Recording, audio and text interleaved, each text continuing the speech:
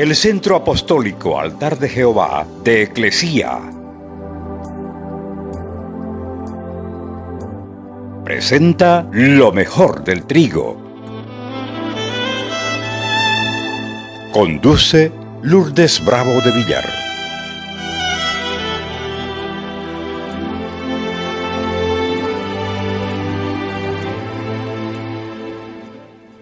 Mateo, capítulo 2, del verso 1 adelante.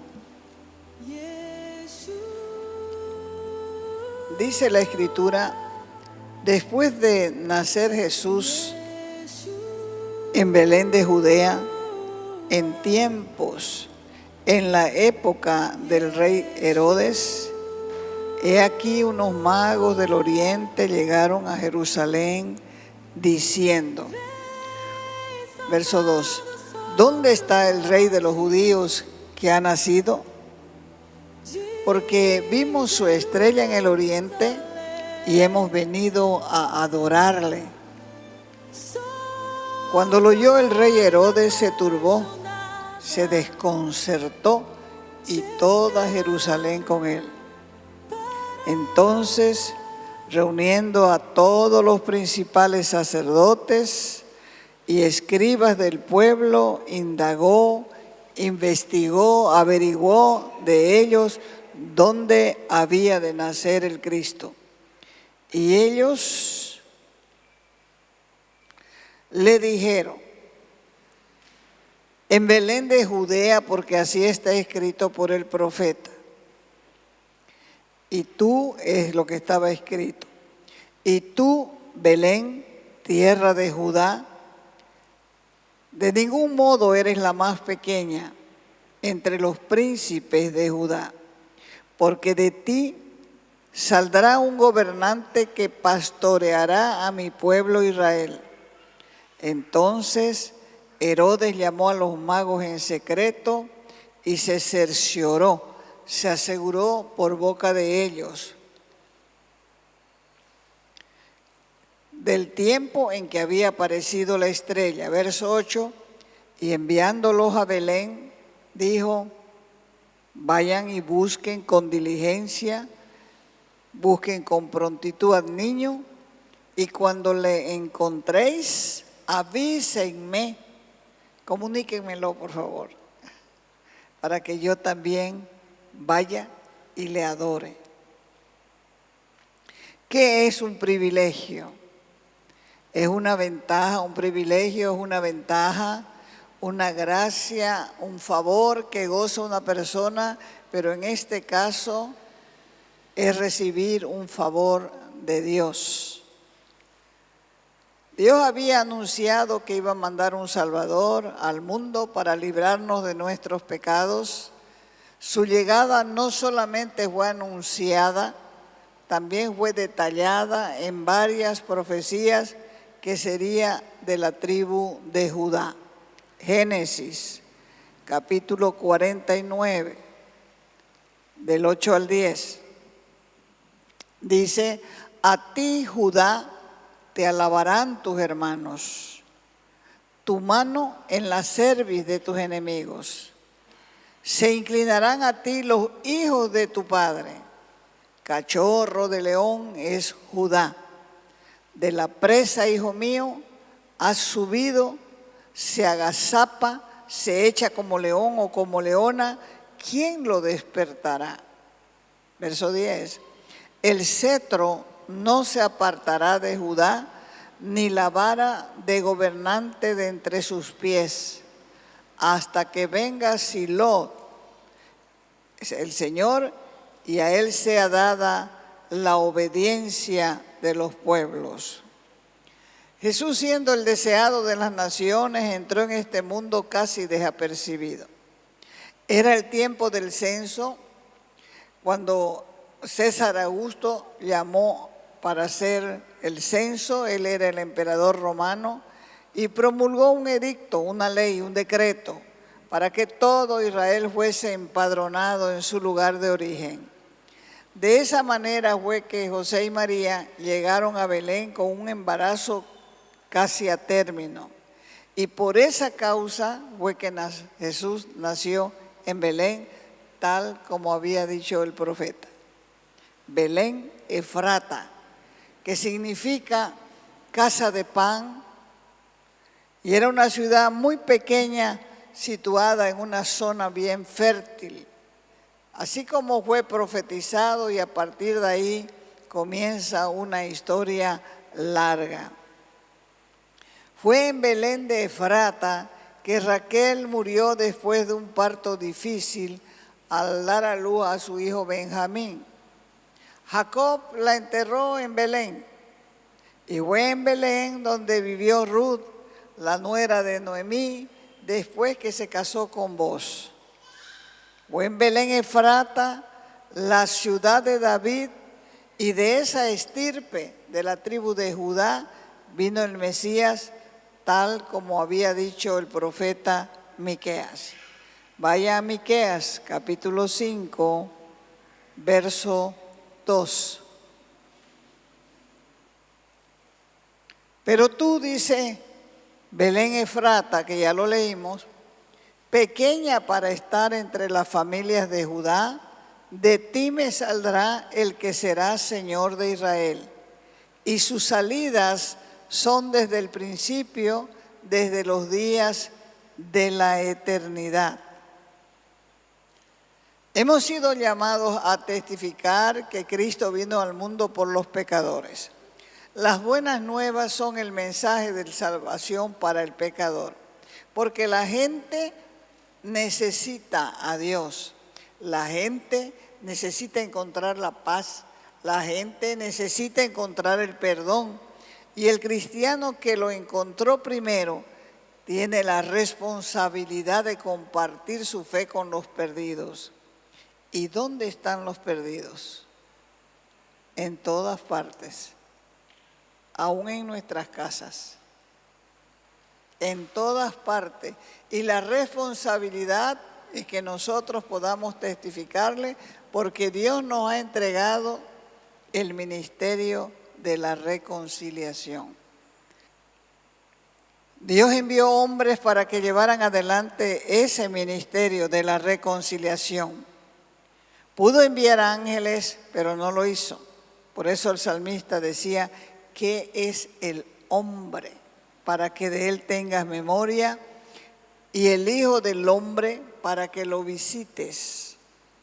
El nacimiento del Salvador del mundo no podía quedar en el anonimato, no podía quedar en la oscuridad, ni tampoco podía pasar desapercibido. Véalo en Juan capítulo 1, versos 10 y 11. Está hablando de Jesús y dice que el que era la luz, ¿quién era ese? Jesús estaba en el mundo, y el mundo fue creado por medio de él. Pero sin embargo, el mundo que fue creado por medio de él y la luz que estaba en el mundo no lo reconoció. Y vino a lo que era suyo, pero los suyos, dice, no lo recibieron. Con todo el nacimiento del Salvador, Jesús tuvo rayos de gloria. Estaban los pastores, estaban los magos de Oriente que vinieron a adorarle.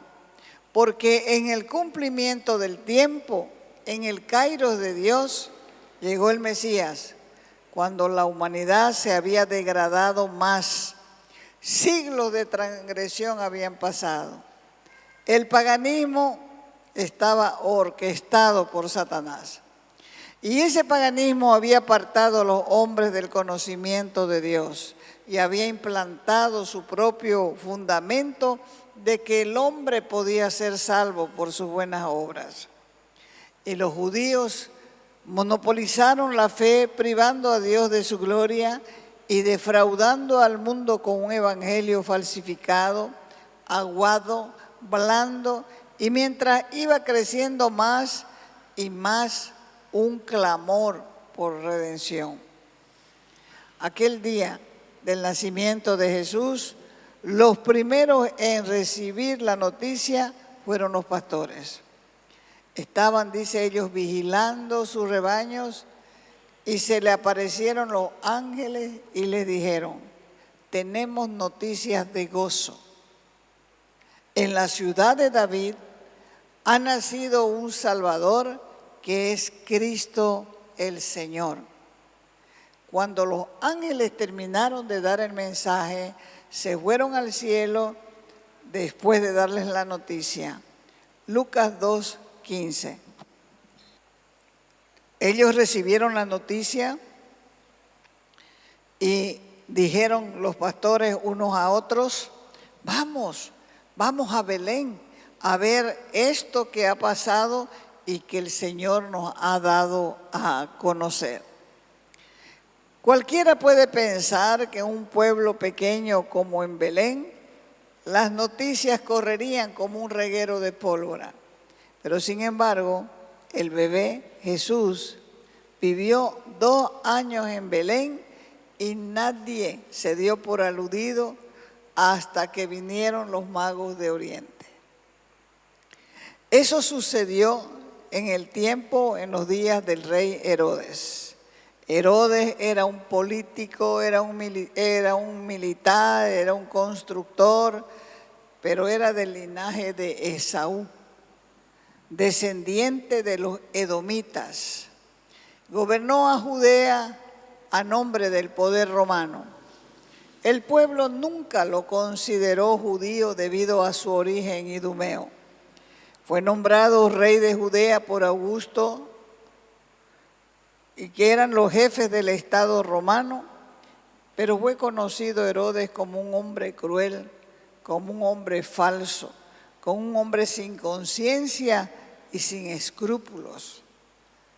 Intentó él mejorar su imagen ante el pueblo judío, reconstruyó el pueblo de Jerusalén y a pesar del título con que fue honrado como rey y aunque la gente lo llamaba Herodes el Grande, fue más conocido por su crueldad. ¿Quiénes eran estos sabios que visitaron Judea? Aquí en la Escritura se los llama magos, pero eran sabios de Persia, persas eran ellos. Ellos eran los instructores de los reyes y también del pueblo. En Persia no podía ofrecerse ningún sacrificio si uno de los magos no estaba presente. Eran hombres distinguidos, eran hombres de alto rango, pertenecían a la casta sacerdotal, poseían riquezas y el conocimiento del saber de la nación. El Evangelio deja claro que esos magos vinieron de Oriente y esta es una clara alusión a Babilonia o a Persia, corroborado por el historiador Clemente de Alejandría. Esto significa que estos hombres hicieron un viaje larguísimo de 1.600 kilómetros hasta llegar a Belén. El Evangelio de Mateo dice que esta visita fue guiada por Dios. Estos hombres fueron influenciados por los escritos sagrados de los judíos. Y debemos considerar que el término magos ya aparece en la corte donde Daniel tuvo una enorme influencia. A él también lo llamaban mago. Vamos al libro de Daniel, capítulo 1, verso 20.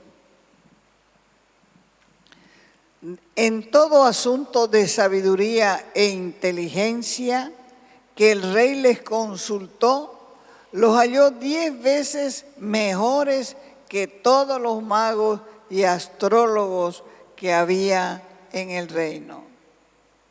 Como dije, a Daniel también lo llamaban el jefe de los magos. Daniel 4:9.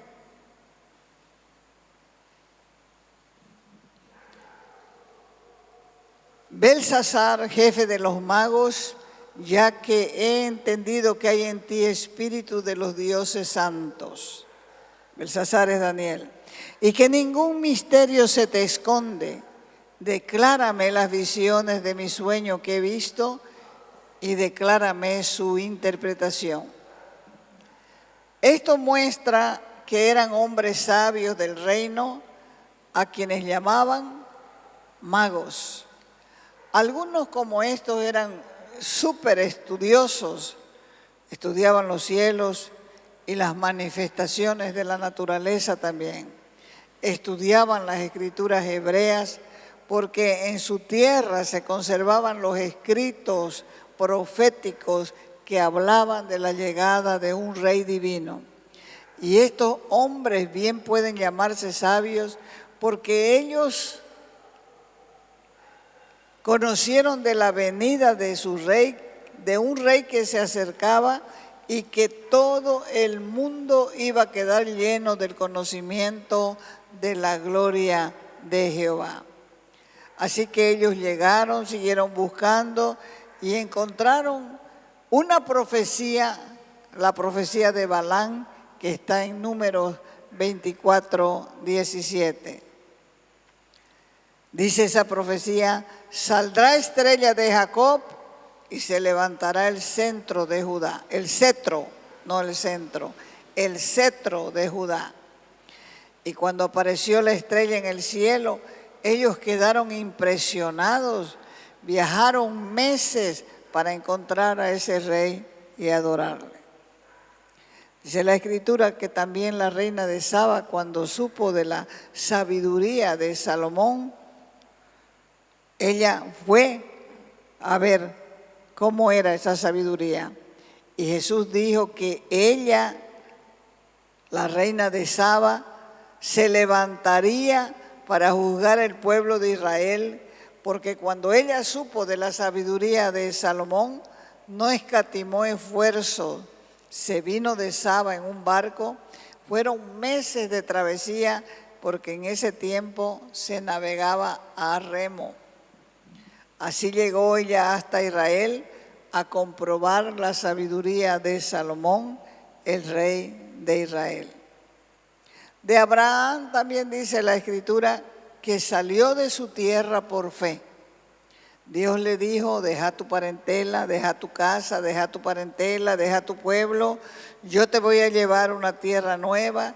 Y él salió de Ur de los Caldeos, que era su tierra, con un llamamiento, pero dice la Escritura, sin saber dónde iba. Pero sin embargo estaba lleno de fe, estaba lleno de confianza y por fe comenzó a caminar, creyendo en lo que él había escuchado. No todos los que reciben un llamado se van contentos a su lugar de llamado, a su territorio. No se van contentos. Se van llorando y que van a dejar a la familia. Este hombre lo dejó todo, sus amistades, su familia, porque solamente fueron con él los que se colaron, que fue su padre Taré, que más tarde le fue estorbo, y el sobrino Lot también, que más tarde le fue estorbo, porque Dios no le dijo a él, llévate a Lot y llévate a tu padre, pero ellos se colaron y después, más adelante, les fueron estorbos. Cuando Dios llama, uno tiene que renunciar a todo. Parece que se va a morir, pero no es así. La familia comienza a respetarlo cuando uno agarra el lineamiento de la verdad. La familia comienza a respetarlo. Comienzan a verlo totalmente diferente. Y cuando tienen problemas, ¿dónde van a ir? A ese que Dios levantó. Para que le ayude orando, para que le ayude como sea. El pueblo de Israel en el desierto seguía, dice, una nube. Y por fe sabía que en esa nube le llevaría a la tierra prometida. Por eso cuando se levantaba la nube, todo el pueblo comenzaba a desarmar su campamento porque sabían que tenían que partir. De la misma manera estos magos salieron de su nación por fe y el Evangelio de Mateo los designa como hombres honorables de la religión oriental porque ellos salieron llevando los mejores regalos de su tierra a aquel en quien todas las naciones de la tierra serían bendecidas. Ellos sabían que delante de un rey uno no se presenta sin regalo. Y estaban plenamente convencidos de que estaban siendo guiados divinamente. Por eso es que me asombra que usted venga con la cara larga a ofrecer ¿qué al Señor? ¿Qué es lo que va a ofrecer? ¿Una pobre alabanza? ¿Qué es lo que ofrece? A los reyes jamás se le presentaba una persona sin regalos. La misma reina de Saba trajo de todo lo que ella tenía en su tierra. Y cuando ella se fue como era reina, Salomón le dio todo lo que ella quería. Cargamentos inmensos. Quiero esto, quiero esto, quiero esto otro. Ya. No se le hundió el barco, pero llevaba un cargamento grandísimo de lo que ella quería, porque ella también era reina. Entonces, ¿qué debemos aprender de ellos? La diligencia. ¿Qué es diligencia? La diligencia es la virtud con que se combate la pereza, la flojera. Fueron diligentes en buscar al rey de las profecías hebreas. ¿Cuántos kilómetros se cree que ellos caminaron? Ya les dije, 1.600 kilómetros. De aquí a Santa Cruz creo que son 550 y uno llega con la lengua de corbata cuando se va por tierra.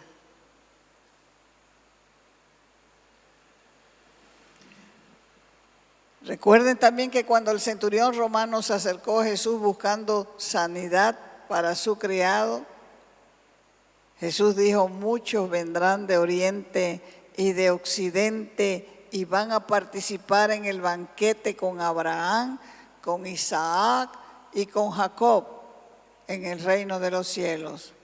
Pero a los súbditos del reino se les echará afuera, a la oscuridad, donde habrá llanto y rechinar de dientes. Estos sabios eran estudiosos. El cristiano debe ser estudioso.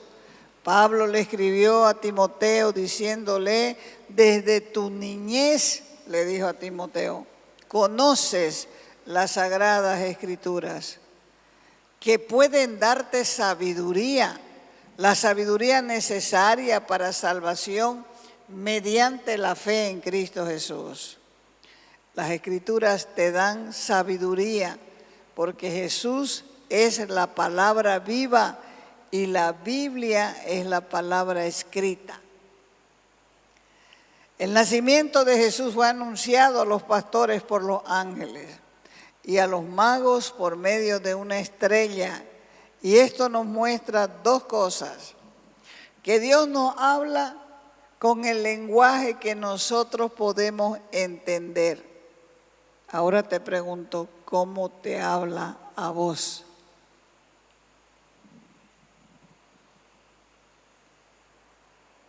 Porque Dios nos habla a todos, pero no todos le hacen caso. Hay algunos que se ensoberbecen, se creen lo máximo. Y Dios está hablando, y está hablando, y está hablando, pero no, ellos son los grandes. No escuchan, no oyen. Siempre hay que cuestionarse cómo Dios me está hablando.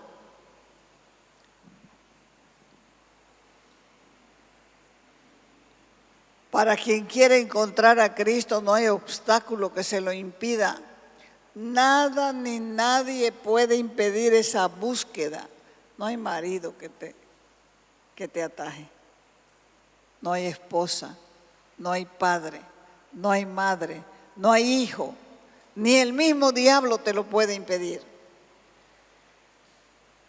Los magos consiguieron lo que se propusieron. Y cuando ellos llegaron a la tierra de Israel, la estrella se detuvo y después de un momento, dice, desapareció de la vista de ellos.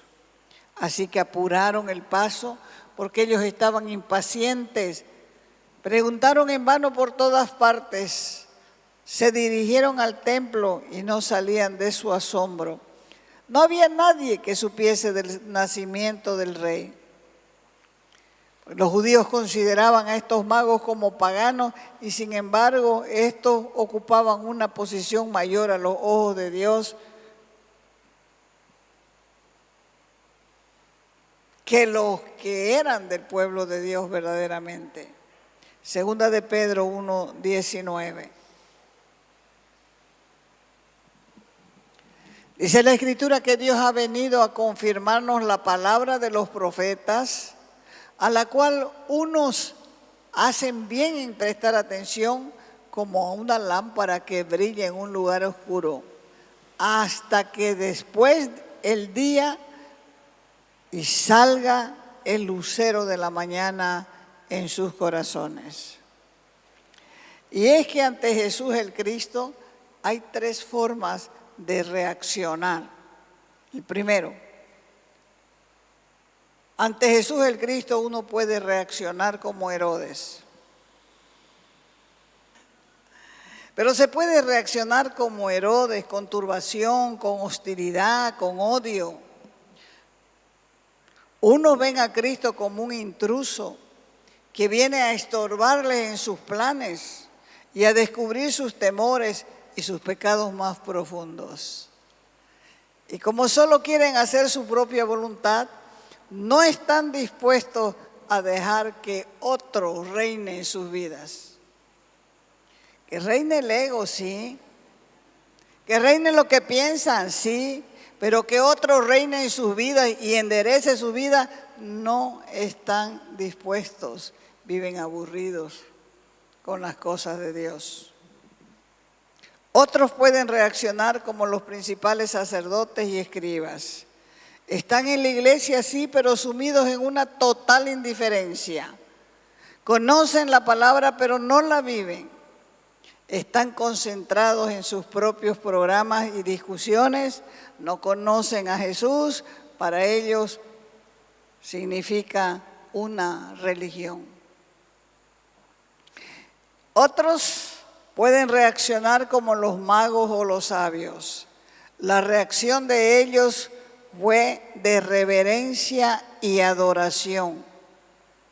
Y desean poner los pies delante de los pies de Jesús sus dones, sus talentos, sus capacidades, sus actitudes, como los regalos más nobles y distinguidos que pueden ofrecer. Y cualquier ser humano consciente del amor de Dios en Jesucristo no puede menos que rendirse y adorarle. Cuando uno mira el mundo, se puede reflexionar. Ese niño que fue esperado por siglos por un pueblo, nació en su tiempo, nació en un lugar determinado, creció, se hizo hombre, murió, resucitó y Él es la única respuesta de Dios para los problemas del hombre. Y durante el ministerio de Jesús, la gente quería saber cómo es Dios. Y Jesús dijo, el que me ha visto a mí, ha visto al Padre. Él mismo dijo, yo he venido para que tengan vida y vida en abundancia. Así que si quieres ver a Dios, tienes que verlo a través de Jesús. Si deseas vida abundante, tienes que acudir a Jesús. Si quieres conocer la verdad, tienes que acudir a Jesús. Si quieres ser libre, tienes que acudir a Jesús. Porque Jesús se hizo presente en este planeta para que nosotros pudiéramos hacernos presente en el cielo. Te invitamos a nuestras reuniones los días viernes y sábado a las 6 de la tarde. Los domingos a las 10 de la mañana y a las 6 de la tarde. calle Nicolás Suárez, esquina Félix Pinto.